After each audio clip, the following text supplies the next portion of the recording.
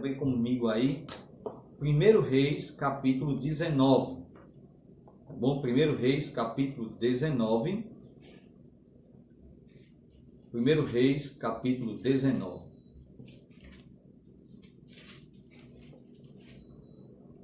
Eu vou ler do versículo 1 até o versículo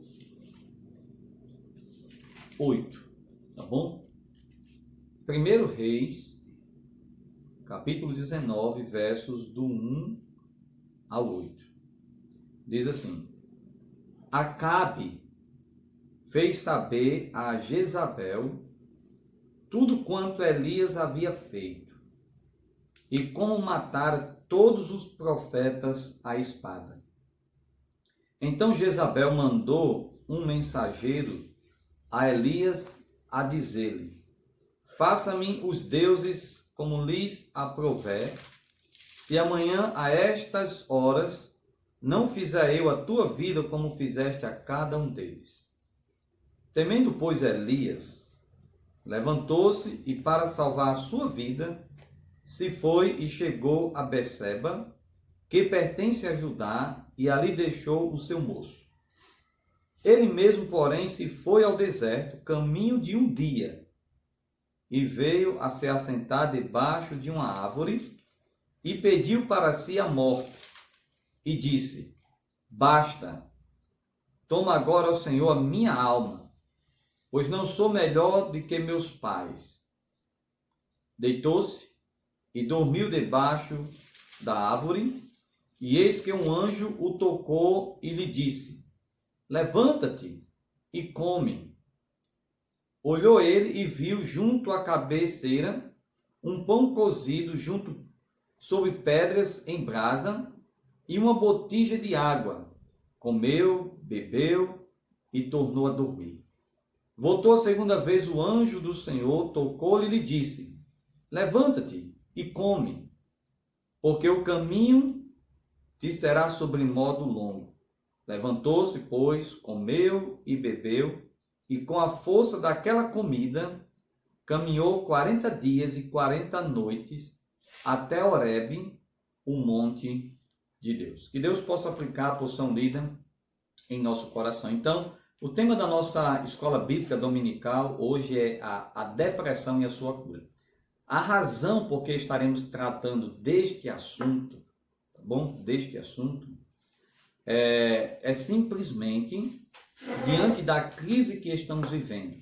Ontem mesmo eu estava conversando com um jovem, ele disse que está com medo que as pessoas adoeçam diante dessa crise, mais da depressão do que do vírus que está circulando em nosso país.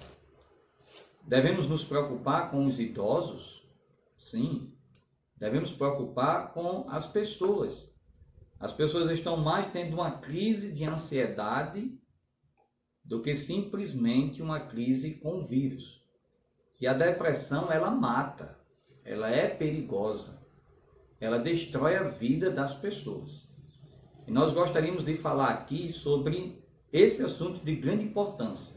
Reconheço que eu não sou, talvez, a pessoa ideal para falar desse assunto, mas nós fizemos algumas pesquisas e nós temos a palavra do nosso Deus, tá bom? E aí, como é uma escola bíblica dominical, você pode também estar fazendo pergunta e, na medida que forem surgindo dúvidas. Então, o que é a depressão? A depressão, ela é uma doença, alguém falou, e ela atinge todas as faixas etárias, todas as classes sociais e todos os segmentos religiosos. A depressão é uma doença grave que desencadeia outros problemas devastadores na alma. Eu costumo dizer o seguinte: a depressão é uma doença espiritual que traz para um problema emocional e desencadeia também um problema físico. Então, do ponto de vista clínico, a depressão, ou conhecido também como transtorno depressivo maior, É uma dificuldade que tem diversas causas e que se apresenta com uma grande variedade de sintomas. Os mais comuns são humor rebaixado, acompanhado de tristeza, angústia e sensação de vazio, redução da capacidade de sentir alegria e satisfação. Então, esse é do ponto de vista clínico. A depressão, alguém simplesmente perde a razão de viver, podemos dizer. Perde a alegria de viver. A depressão simplesmente traz uma grande tristeza ao coração das pessoas. Quais são as causas da depressão? Aqui é importante a gente perceber isso, tá bom? Quais são as causas da depressão? Existem as causas internas, que eu gostaria só de abordar, que essas causas internas, elas são problemas de saúde. Muitas vezes, como pastor, quando nós nos deparamos com pessoas que chegam até nós depressivas, nós fazemos logo uma sondagem com ela para saber se essa depressão dela é proveniente de um problema de saúde, pois algumas pessoas dizem que pode ser distúrbios hormonais e químicos. Algumas pessoas dizem também que pode ser alterações das células do cérebro devido às doenças degenerativas e, neste caso, provoca uma depressão. Então, quando é um problema físico, então nós solicitamos que aquela pessoa possa ir até um médico. Mas na grande maioria das vezes, as pessoas chegam novamente e o próprio médico dá um diagnóstico. Diz, olha, a senhora está com uma crise de ansiedade. E aí onde é que nós procuramos realmente ver os fatores externos. O que tem provocado a ansiedade, a depressão na vida daquela pessoa. Muitas vezes é um trauma, muitas vezes um trauma proveniente de uma perda. Um exemplo, após uma perda de um familiar, podemos dizer assim, é normal entrar num estado depressivo, tá bom? Muitas vezes a pessoa perde um dos seus membros, amputa um dos seus membros do seu corpo, é normal entrar em um estado depressivo.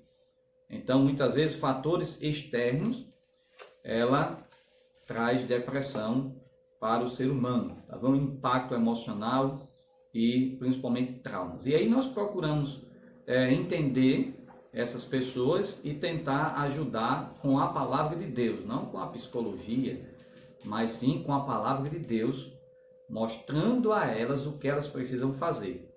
E é simplesmente, eu sempre utilizo esse texto para aconselhar irmãos e pessoas que estão passando por uma crise de depressão, tá bom? Por uma crise de depressão. Então, esse texto aqui, falando sobre a vida de Elias, eu poderia mostrar, muitas vezes eu leio também a vida de Ana, né? Podemos ver também a vida de Davi. Mas eu creio que esse texto aqui de 1 Reis, capítulo 19, tá bom? É um texto muito apropriado para a gente estudar quais são os motivos que levam a pessoa a estar em um estado depressivo. E o próprio texto, ele mostra também a cura para a depressão, tá bom? E lembra, nós estamos em uma escola bíblica dominical, e na medida que forem surgindo perguntas aí, a irmã Lídia estará fazendo um sinal para mim, e aí a gente estará respondendo a pergunta. Repito novamente, se eu não souber, não vou responder, tá bom? Em outra oportunidade, nós vamos sim responder. Então, estaremos estudando aqui sobre a vida do profeta Elias, tá bom? Então, para quem já conhece, gostaria de fazer uma pequena revisão, e para quem não conhece ainda a história do profeta Elias, que está escrito aqui em 1 Reis, a partir do capítulo 17, tá bom? Então, quem foi Elias? Elias foi um homem que foi levantado por Deus em tempo de crise, tá bom? Política e apostasia religiosa na nação de Israel. Podemos dizer que Elias viveu na época mais negra de Israel. Então Deus o levantou para que fosse o seu porta-voz à nação de Israel. Elias era um homem ousado, ele era um homem corajoso, ele confrontou o pecado do rei Acabe, e Acabe ele tinha casado com Jezabel, tá bom? Uma rainha perversa, idólatra, que não era da nação de Israel, e juntamente com ela, ela veio a Israel e trouxe a adoração, estabeleceu a adoração a Baal. E a nação estava mergulhada realmente na apostasia religiosa, adorando um outro Deus. E Deus levanta esse profeta Elias para chamar a nação indecisa de volta a assumir um compromisso com Deus. Assumir um compromisso com Deus. E Deus levanta ele vai até Acabe, e ele confronta o pecado de Acabe, e ele diz para Acabe que ele iria passar 3 anos sem chuva. Acabe não deu ouvido, mas foi exatamente isso que aconteceu. Passou 3 anos sem chover na nação de Israel. E aí o povo passou uma dificuldade grande. Sem água, havia fome, havia miséria.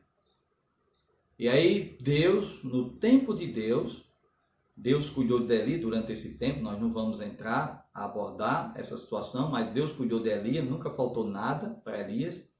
Mas no momento que o povo estava sendo oprimido, estava vivendo realmente na grande miséria, Deus, pela sua misericórdia, novamente traz Elias, no capítulo 18, para confrontar Acabe. E Elias pede para que Acabe leve a nação até o Monte Carmelo, juntamente com os 450 profetas de Baal, e lá no Monte Carmelo, Deus mostra para a nação de Israel que ele é o Deus verdadeiro. Que ele é o Deus verdadeiro. E como foi que isso ocorreu? Eu gosto muito dessa história. Os 450 profetas de Baal pegaram um novilho, fizeram um altar, colocaram o novilho em cima do altar, começaram logo cedo pela manhã a pedir a Baal que respondesse por fogo, porque ali tinha colocado essa condição para os profetas de Baal. Aquele Deus que respondesse por fogo seria o Deus verdadeiro. Tá bom? Então Elias, Baal, os profetas de Baal primeiro, por ser muito, prepararam o novilho, colocaram em cima do altar e oraram de manhã até o meio-dia, pedindo que Baal respondesse por fogo. Nenhuma resposta houve do céu. Elias pegou o seu novilho, colocou sobre o altar, pediu para que as pessoas enchessem de água, molhassem a lenha, e Elias orou ao Senhor, e no mesmo momento que Elias orou ao Senhor, Deus respondeu por fogo do céu, consumindo o holocausto, e a nação, a partir daquele momento, reconheceu que o Deus de Elias era o Deus verdadeiro. Que o Deus de Elias era o Deus todo-poderoso. Que o Deus de Elias era o Deus de Abraão, Isaque e Jacó. Que o Deus de Elias era o Deus criador de todas as coisas. E nesse momento, quando a nação realmente reconhece o Deus de Elias como Deus verdadeiro, Acabe, ele vai até a sua casa, e antes dele ir, Elias ora, e antes de Acabe chegar em sua casa, Deus manda a chuva novamente para a nação. Quando a nação reconhece que o Deus de Elias é o Deus da chuva, é o Deus que controla o tempo, é o Deus que é responsável pelo controle da natureza. E Deus assim respondeu novamente com chuva, né? Deus respondeu novamente com chuva. Deixa eu só abrir um parênteses aqui para fazer uma aplicação no contexto que nós estamos vivendo. Enquanto o ser humano, ele não reconhecer em sua vida quem Deus é, a sua vida sempre será uma vida vazia, sem sentido. Deus nunca vai mudar a situação do seu coração. A situação do seu coração. Então, trazendo para cá no texto, voltando. Então, no capítulo 20, no capítulo 20, o que é que acontece? Desculpa, no capítulo 19, Acabe chega, diz o versículo 19:1. Acabe fez saber a Jezabel tudo quanto Elias havia feito e como matara todos os profetas à espada, porque depois que o povo reconheceu que o Deus de Elias é o Deus verdadeiro, Elias mandou, por julgamento de Deus, realmente aniquilar os profetas de Baal. E aí Acabe, quando chega em casa, Acabe ele diz para Jezabel: olha, o Deus de Elias é o Deus verdadeiro. E ele conta como foi aquele episódio. E a expectativa de Elias, penso eu também a expectativa de Acabe, não sei, mas a expectativa de Elias era que a nação voltasse em massa para Deus. Que a nação se arrependesse dos seus pecados e chegasse até ele. Mas o que acontece aqui não é simplesmente o que ele esperava. Veja no versículo 2. Então Jezabel mandou um mensageiro a Elias, a dizer-lhe: faça-me os deuses, como lhes aprouver, se amanhã a estas horas não fizer a tua vida como fizeste a cada um deles. A cada um deles. Então nós vamos perceber até aqui, irmãos, até o versículo 2, Elias é um homem admirável, corajoso, um homem ousado, feliz, satisfeito com a vida, satisfeito com Deus. A partir do versículo 3, a vida de Elias muda drasticamente. Muda de um dia para a noite. Muda de forma tão rápida que nós ficamos assustados. Elias está animado porque Deus respondeu por fogo. Elias está animado porque o povo reconheceu que o Deus dele era o Deus verdadeiro. Elias está com a expectativa que a nação volte em massa para o Senhor. Mas agora Jezabel, ao ouvir o que aconteceu com os profetas dela, na verdade sustentado por ela, mas os profetas de Baal, ela manda avisar para Elias que ela vai matar Elias. Que ela vai fazer com Elias exatamente o que Elias fez com os profetas de Baal. E a partir do versículo 3, nós podemos ver os motivos que levaram Elias a um estado depressivo. E eu gostaria que os amados prestassem bastante atenção. E repito novamente, qualquer dúvida, meu amado irmão, amigo, faça a pergunta. Estamos em uma escola bíblica dominical. Então veja aí no versículo 2, o primeiro motivo que levou o profeta Elias a estar em um estado depressivo. Depois daqui ele procurou, ele pediu a Deus que Deus tirasse a vida dele. Muitas pessoas em um estado depressivo querem realmente que Deus tire a sua vida. Muitas pessoas aqui, Elias perdeu a razão de viver, né? Ele não tinha mais razão de viver, ele estava realmente aflito, exausto, era realmente triste, abatido e perdeu simplesmente a razão de viver. E por que ele entrou nesse estado depressivo? Veja no versículo 3. Temendo, pois, Elias, levantou-se para salvar sua vida, se foi e chegou a Beceba, que pertence a Judá, e ali deixou o seu moço. Mas veja a palavra aí, temendo.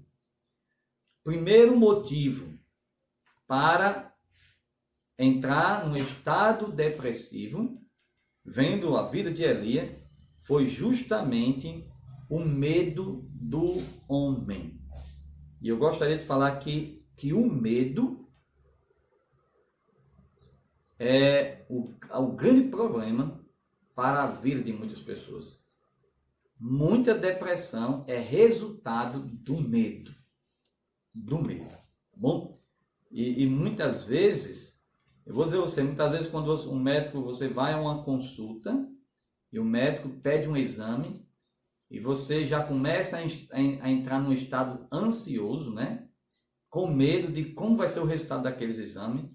E se aqueles exames derem realmente acusando alguma dificuldade que você precisa fazer um tratamento, e aí começa realmente a sua mente a gerar medo e ter dificuldade.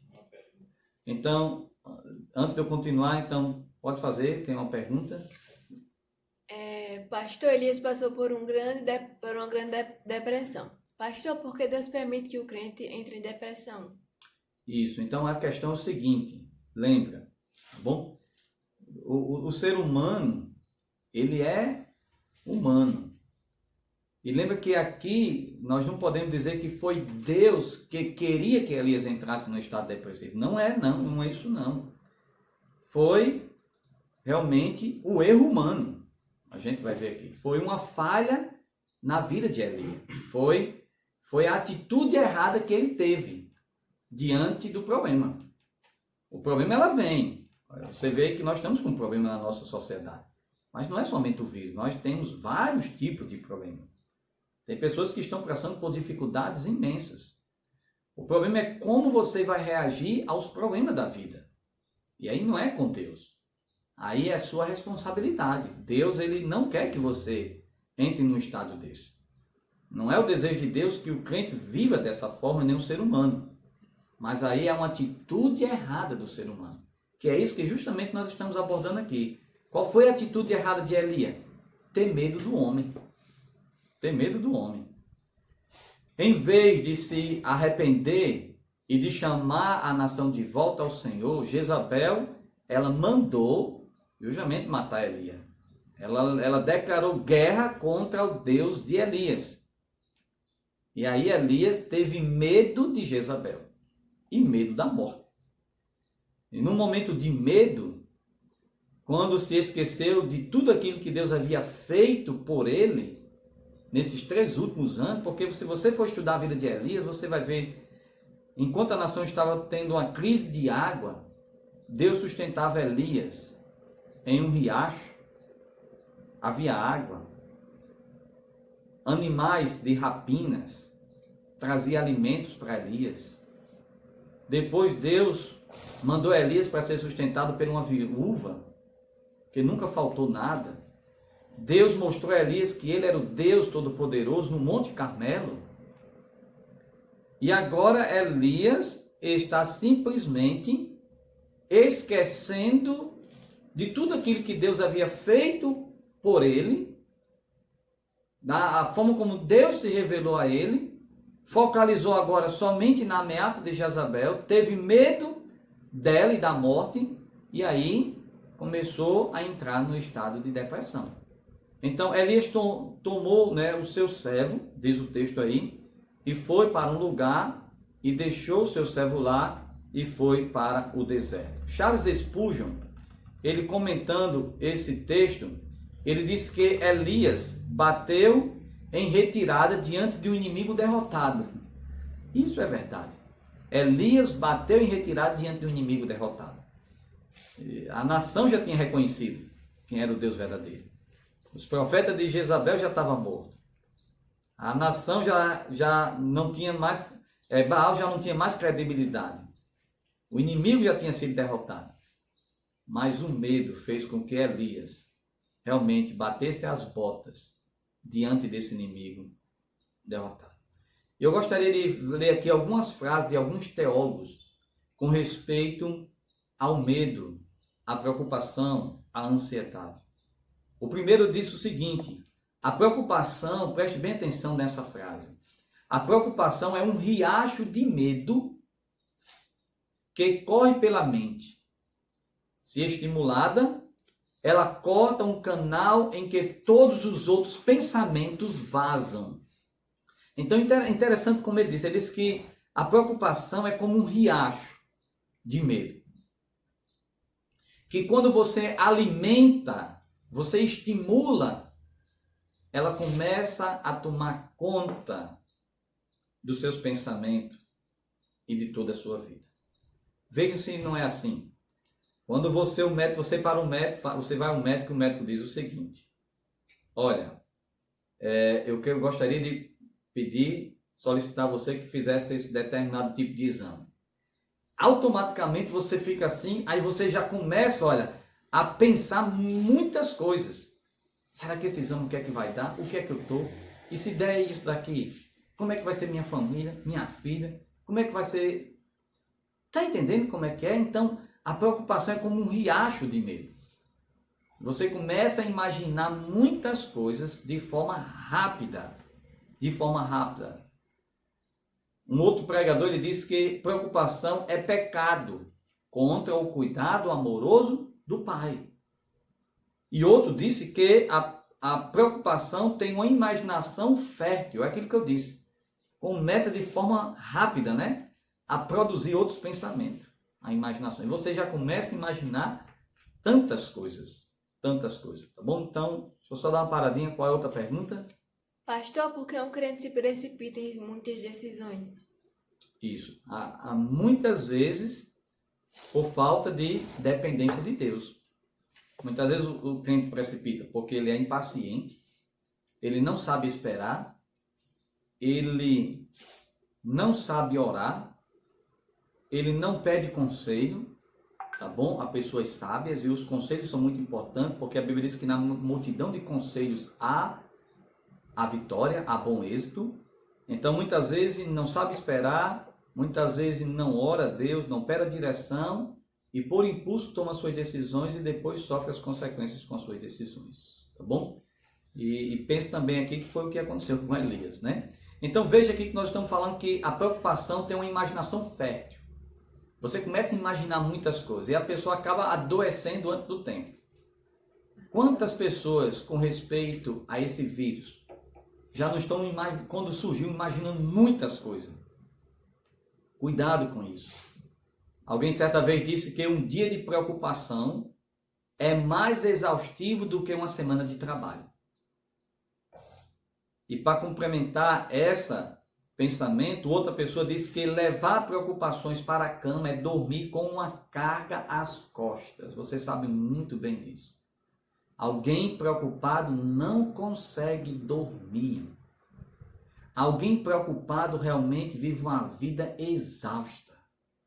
Você sempre vai ver pessoas assim, ó, parada, realmente triste. A preocupação ela traz justamente um peso enorme para o trabalho, muito mais do que uma semana de trabalho. Então, cuidado.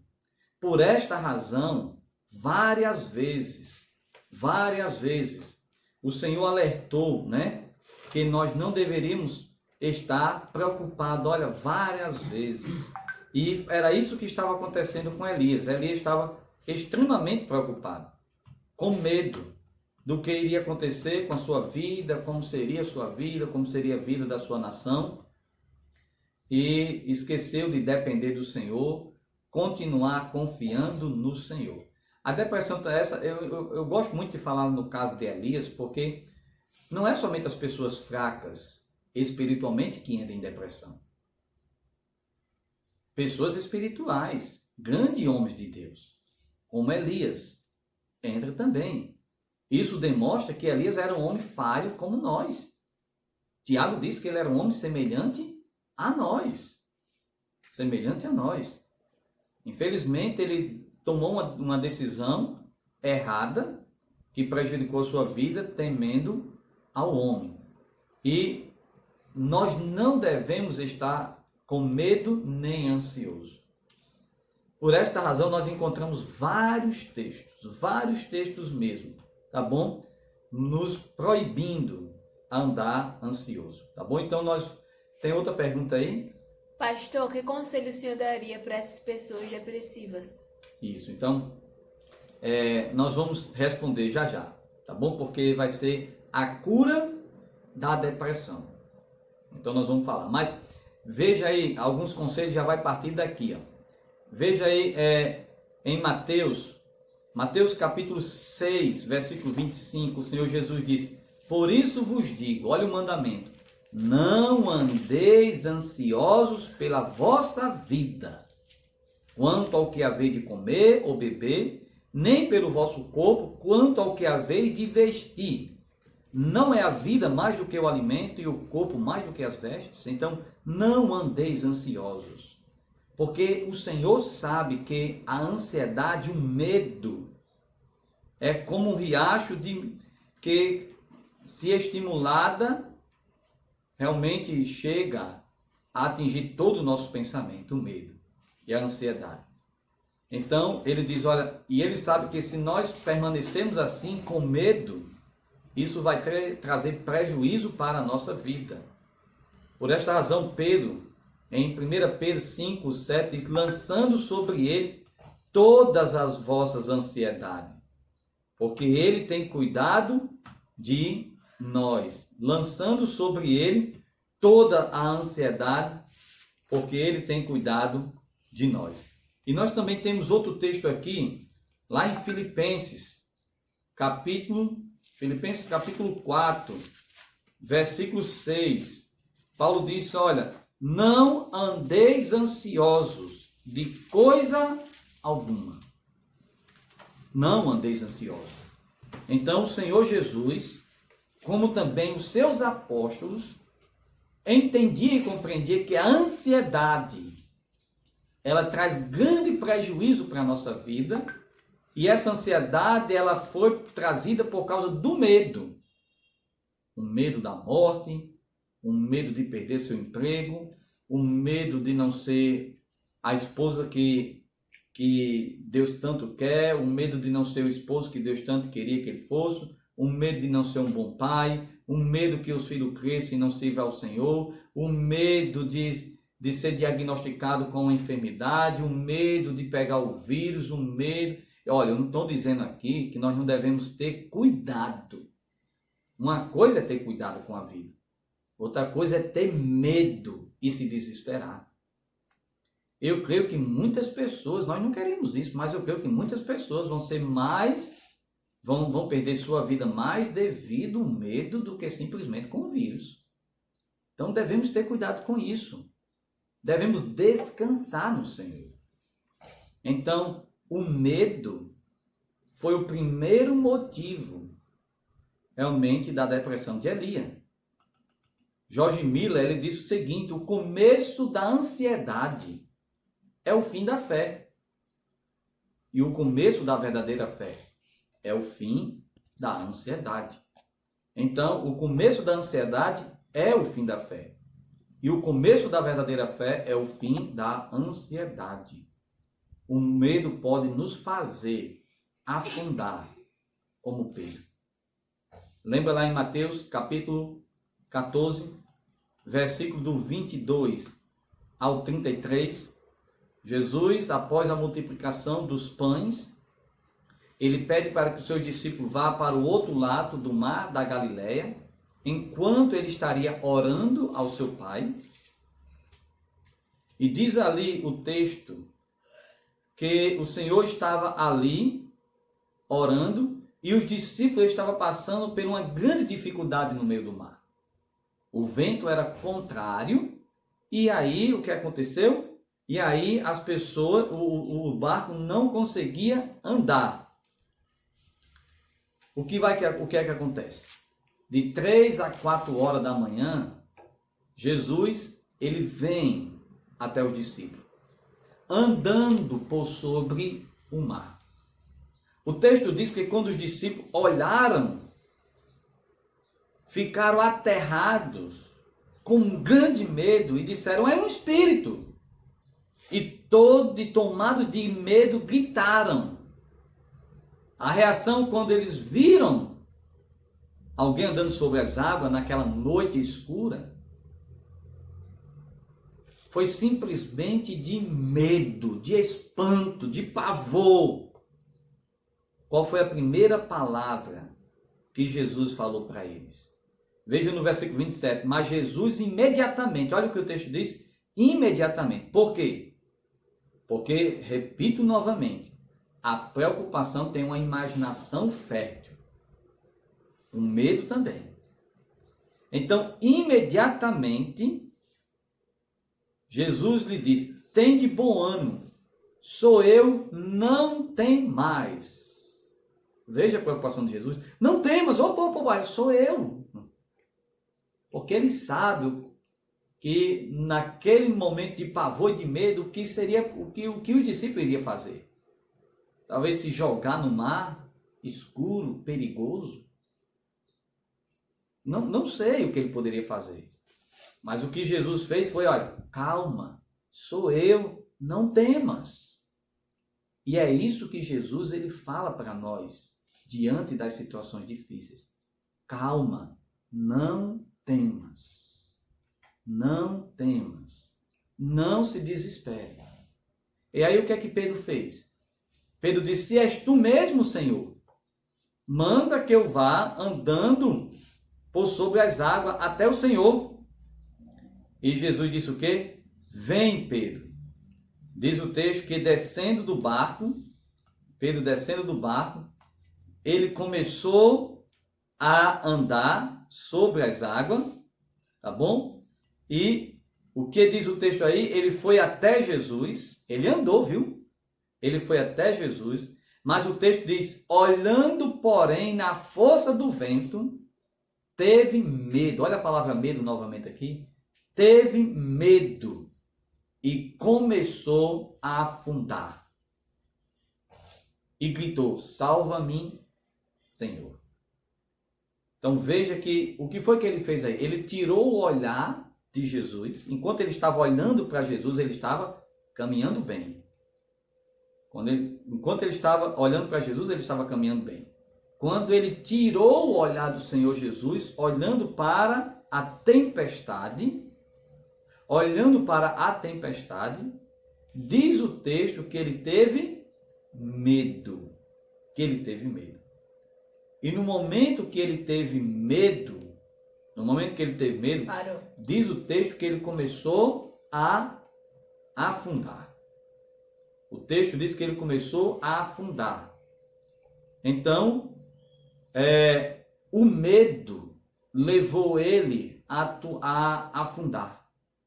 Então, perceba aí que Jesus ergueu a mão e ajudou a Pedro. Mas o que eu quero dizer é que o medo pode levar a pessoa a afundar no mar desta vida. E Jesus ele está tão preocupado com isso que Jesus disse, não temas. E alguém certa vez disse que a Bíblia, eu ainda não fiz essa pesquisa, mas diz que a Bíblia tem 365 vezes a palavra não temas. E se isso realmente procede, que tem muitas mesmo, eu estou terminando o livro de Isaías, o livro de Isaías está cheio de não temas, e se é realmente 365 vezes, então é um não temas para cada dia. Cada dia o Senhor está dizendo, não temas, não temas. Porque, meus amados irmãos, quando olhamos as circunstâncias e os perigos à nossa volta, em vez de olharmos para o Deus que governa as circunstâncias, isso vai causar medo em nossa vida. E o medo, ela nos faz esquecer das promessas que Deus nos fez. Elias esqueceu de tudo aquilo que Deus tinha feito. Cuidado. O medo faz você esquecer das promessas do Senhor. O medo faz você esquecer do poder do Senhor. O medo faz você esquecer que Deus está no controle de todas as coisas. O medo faz você esquecer de confiar nele. Provérbio 29, 25. Eu gosto muito desse texto, principalmente a minha esposa gosta muito desse texto. O texto diz o seguinte: quem teme ao homem arma ciladas, mas o que confia no Senhor está seguro. Veja qual foi o problema de Elias: temer ao homem. E ele trouxe uma cilada para ele mesmo. Ele criou uma armadilha para ele mesmo. Se ele tivesse continuado confiando no Senhor, ele estaria seguro. Então, meus amados, amigos, cuidado como você e eu reagimos às dificuldades da vida.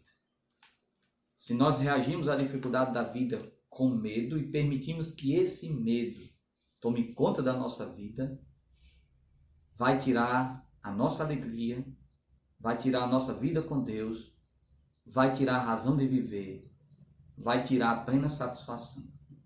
Não faça isso. Não faça isso, tá bom? Então vamos para o segundo motivo que levou o profeta Elias a entrar num estado depressivo. O primeiro foi o medo. O medo. Quando vier o medo, faça como Josafá, domingo à noite nós falamos. Busque ao Senhor. Busque ao Senhor. Tá bom? O medo vai vir. Estou dizendo aqui que ninguém é um robô, ninguém aqui, a gente não somos super-homem espiritual. Não, o medo vai vir. O problema é como nós vamos reagir a ele. Então, Josafá, ele teve medo, mas ele passou a buscar o Senhor. Passou a buscar o Senhor. Tá bom? Ele não entrou em desespero. A mente dele não imaginou muitas coisas. Ele se pôs a buscar o Senhor. O segundo motivo da depressão do profeta Elias foi simplesmente aí sentimento de fracasso.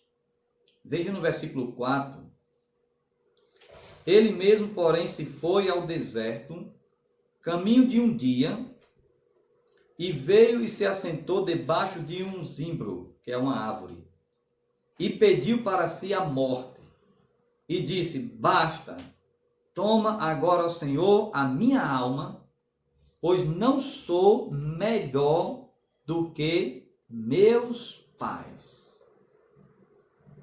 Não sou melhor do que meus pais. Elias agora sentado ali, debaixo daquela sombra, daquela árvore, ele toma uma atitude sábia de orar. Mas a sua oração não foi muito sábia. Infelizmente, não foi. Em outras palavras, Elias estava dizendo o seguinte para o Senhor: cansei de tudo isso. Agora tira minha vida. Não vale a pena viver. E em seguida ele apresentou um motivo, porque ele queria que Deus tirasse sua vida e que não havia razão de viver. Ele disse: eu não sou melhor do que meus pais.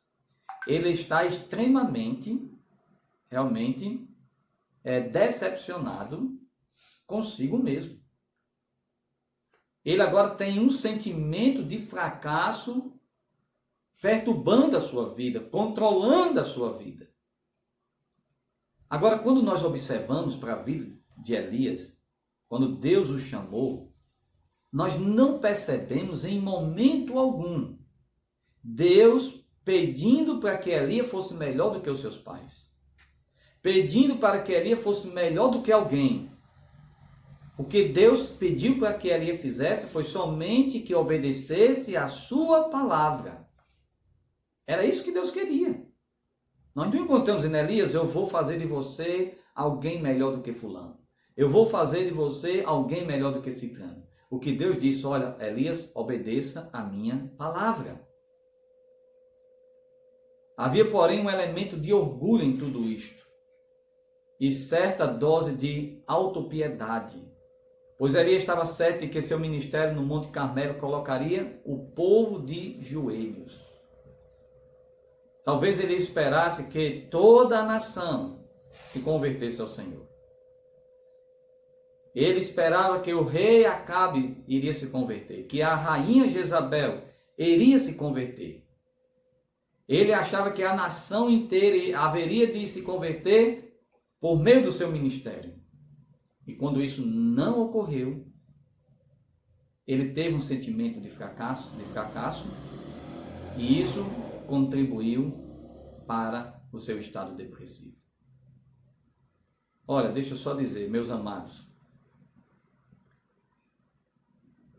nós que somos pastores, eu creio que não tem nenhum pastor me ouvindo, mas pode ouvir essa mensagem em outra oportunidade. Deus não nos chamou simplesmente para ser um pastor, para que através de nós a igreja pudesse encher. Deus não nos chamou simplesmente para que através do meu ministério, simplesmente eu fosse melhor do que outro. Deus nos chamou para que nós possamos fazer a vontade dele. E eu não preciso fazer comparação entre o meu ministério e o ministério de outro. Se o ministério de outro está sendo produtivo, pessoas estão se convertendo e tudo, amém, graças a Deus.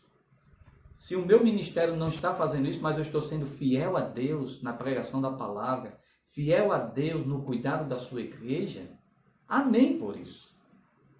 Não é resultado que, podemos dizer, tem que avaliar o nosso ministério. Não é os resultados que avaliam o nosso ministério. Não é isso. Porque se fossem os resultados, Jeremias e Elias seriam os dois profetas mais frustrados na face da terra. E Jonas seria um grande profeta, reconhecido. Mas não foi isso. Jeremias e Elias não se converteu ninguém em seu ministério. Jonas, que não queria ir fazer a vontade de Deus, converteu muita gente. Então, cuidado, meus amados, cuidado, para que você faça comparação. Ah, porque minha família não é assim. A família de fulano é assim, mas a minha não é assim. Eu não consigo fazer. Seja aquilo que você é. Agora, não negligencie. Não negligencie as suas responsabilidades, o seu papel. Se você está sendo fiel a Deus, se você está se esforçando, seja aquilo. Por exemplo, tem irmãos aqui na nossa igreja que muitas vezes trava quando a gente bota para dirigir um culto. Trava quando a gente bota para trazer uma mensagem. E tem irmãos que é bem fiel, dizem, olha, pastor, eu não consigo. Mas esses irmãos, muitas vezes, servem a Deus muito bem aonde Deus colocou eles para servir. E eu creio que eles estão satisfeitos e realizados em poder fazer aquilo que Deus colocou e que ele tem desejo de fazer isso. Então, seja quem você é, não queira ser, eu queria ser um pregador famoso, eu queria ser como fulano. Seja quem você é. Deus vai usar você como você assim é, tá certo? Então, alguém certa vez disse, olha, a desgraça de um homem começa quando ele se acha inútil. Inútil. Você pode ser útil. Deus não pergunta, mas Deus pergunta se você está à disposição. Quem capacita os chamados é Ele. Então não se considere um inútil. Você pode ser útil à obra do Senhor. Lembra que os dons são distribuídos na vida da igreja como Deus assim quer. Se você não tem um dom, um chamado para ser um pastor, mas você pode ter um chamado e um dom para servir a Deus em outra determinada área. E Deus vai lhe usar em cada uma. Então, cuidado com este sentimento de inferioridade. Eu não estou dizendo aqui que aqui não é uma mensagem de alta ajuda. Eu não estou dizendo isso. Você sabe muito bem disso. Mas seja aquilo que você é e Deus vai usar você como você é. Se você tem pregado para os seus pais, ele não tem se convertido, não frustre, não se frustre, não ache que você é incapaz, não. A obra, os resultados é com Deus. Os resultados é com Deus. Deus não está preocupado aqui se a nação se converteu ou não. O que Deus mandou é que Elias pregasse a palavra dele. E o resultado é com ele, tá bom? A pessoa, deixa eu só terminar essa parte aqui porque tem uma pergunta. A pessoa deprimida é tomada por uma desesperança crônica. Alguém disse, passa a enxergar a vida pelas lentes escuras do pessimismo. Cuidado, olha. Quando eu falo de pessimismo, né? Cuidado com o pessimismo. Porque o pessimismo, ele vê mais os problemas do que Deus. Ele olha mais para a dificuldade do que propriamente para Deus. Ele vê mais as circunstâncias difíceis do que simplesmente um Deus poderoso e bondoso. Não vamos ser pessimistas. Vamos ser otimistas. Não vamos aproveitar esse momento de crise agora, vai morrer todo mundo. Não, vamos orar a Deus, vamos ser otimistas que Deus está no controle. Se Ele está permitindo isso, se Ele trouxe essa situação, Ele tem seus propósitos.